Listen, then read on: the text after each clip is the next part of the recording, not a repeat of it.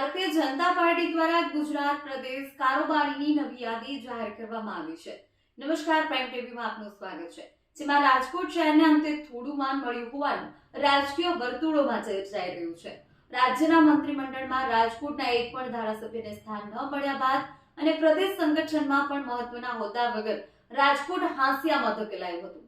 જોકે પ્રદેશ કારોબારીમાં રાજકોટ શહેરના 6 સિનિયર નેતાઓનો સમાવેશ કરી સંગઠનમાં નવા સંચાર લાવવાનો પ્રયાસ કરવામાં આવ્યો છે। પ્રદેશ ભાજપ પ્રમુખ જગદીશ વિશ્વકર્માએ જાહેર કરેલી 105 સભ્યોની યાદીમાં રાજકોટમાંથી પૂર્વ મંત્રી ભાનુબેન બાબરિયા, અરવિંદ રૈયાણી, ધનસુખ મંડેરી, કશ્યપ શુક્લ, રાજુ ધ્રુવ અને કમલેશ નિરાણીને સ્થાન આપવામાં આવ્યું છે। સાથે જ આમંત્રિત સભ્ય તરીકે પૂર્વ નાણામંત્રી અને પૂર્વ રાજ્યપાલ વજુભાઈ વાળા તથા પૂર્વ મંત્રી ગોવિંદ પટેલને સમાવાયા છે।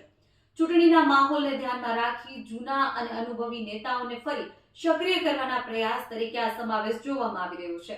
શહેર ભાજપમાં અનુભવી નેતાઓના પુનઃ સમાવેશથી સંગઠન વધુ મજબૂત બનશે તેવી કાર્યકરોમાં આશા વ્યક્ત થઈ રહી છે।